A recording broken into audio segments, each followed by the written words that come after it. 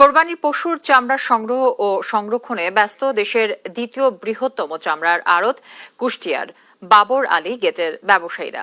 দর্শক, এ বিষয়ে আরো জানাতে যুক্ত হচ্ছেন সহকর্মী নাহিদ হাসান তিতাস। তিতাস, ঈদের শুভেচ্ছা জানাচ্ছি আপনাকে। তিতাস, চামড়া বেচা কেনা কেমন চলছে কুষ্টিয়ায় এবং ন্যায্য দাম মিলছে কিনা, কি তথ্য রয়েছে আপনার কাছে? জ্যোতি, আপনাকেও জানাই ঈদের শুভেচ্ছা, ঈদ মোবারক। আমি রয়েছি কুষ্টিয়ার বাবুর আলী গেট এলাকায়। এটি বাংলাদেশের দ্বিতীয় বৃহত্তম চামড়ার আড়ত। আমি এই আড়তে আসার পরে যেটি দেখেছি যে এখন পর্যন্ত যে চামড়া কোরবানি শেষে কিন্তু চামড়াগুলো আসতে শুরু করেছে। আমি আড়তদারদের সাথে কথা বলেছি, চামড়াগুলা তারা যেটি বলছে যে স্থানীয় পর্যায়ে যে কোরবানিগুলো হয়েছে সেগুলোর চামড়াই কিন্তু এখন আসছে।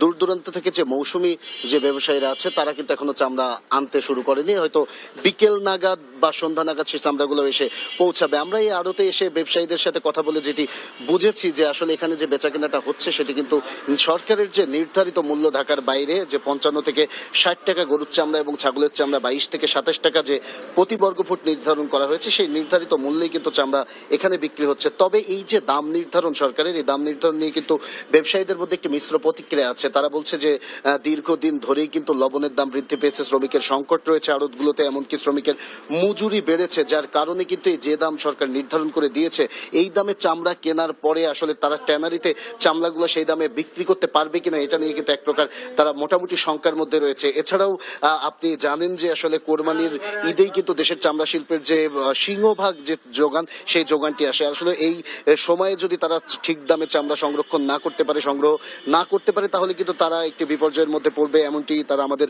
জানাচ্ছে। আসলে আমি এই বাবর আলী গেটের এখানে চামড়া পট্টিতে এসে যেটি দেখেছি, এখন কিন্তু চামড়া সংরক্ষণ এবং সংগ্রহ হয়ে ব্যস্ত সময় পার করছে এখানে যারা শ্রমিক এবং ব্যবসায়ী রয়েছে। তারা আশাবাদী যে আসলে বিকেল নাগাদ কিন্তু চামড়া সবগুলো এসে পৌঁছাবে এবং আগামীকাল পর্যন্ত কিন্তু কোরবানি হবে এবং আগামীকাল পর্যন্ত কিন্তু তারা চামড়া তারা সংগ্রহ করবে। সর্বশেষ আসলে আমি এতটুকু এই চামড়া ব্যবসায়ীদের সাথে কথা বলে জানতে পেরেছি যে তারা ন্যায্য মূল্যে এই চামড়া এখন পর্যন্ত তারা কেনা বেচা করলেও কিন্তু এই যে আসলে চামড়া যে দামে তারা কিনছে সরকারি নির্ধারিত মূল্যে, এই মূল্য নির্ধারণ করে তারা চামড়াগুলো যে যখন ঢাকার ট্যানারিতে বিক্রি করবেন তখন তারা আসলে ন্যায্য মূল্য পাবে কিনা এটা নিয়ে কিন্তু তারা কিছুটা শঙ্কিত রয়েছে। আর আসলে এখানকার যারা বড় বড় ব্যবসায়ী আছে আমি তাদের সাথে কথা বলেছি, তাদের কিন্তু এই দীর্ঘদিন ধরে আসলে ট্যানারিতে প্রচুর পরিমাণ অর্থ বকেয়া রয়েছে, যার কারণে কিন্তু তারা এবছর চামড়া কেনা নিয়েও কিছুটা শঙ্কিত আছে যে পুরোপুরি চামড়া তারা কিনতে পারবে কিনা। তাই এখানকার ব্যবসায়ীরা বলছে যে আসলে এই যে দীর্ঘদিনের যদি চামড়ার যে সমস্যা রয়েছে, চামড়ার আড়তগুলোর যে সমস্যা রয়েছে, এগুলো যদি সমাধান না করা যায় তবে কিন্তু এই যে চামড়া পড়ে থাকবে, চামড়া কেনা বেচা হবে না, এমনটি তারা আমাদের বলছে। সর্বশেষ এতটুকু যদি আমি বলতে পারি যে এখন পর্যন্ত আসলে চামড়া কেনা বেচার যে প্রক্রিয়া সেটি কিন্তু শুরু হয়েছে। চামড়ার কাঠ চাট লবণ মাখানো যে প্রক্রিয়া সেটি কিন্তু এখন চলছে। এই ছিল কুষ্টিয়ার দেশের দ্বিতীয় বৃহত্তম চামড়ার আড়ত থেকে আমার কাছে সর্বশেষ খবর। জ্যোতি।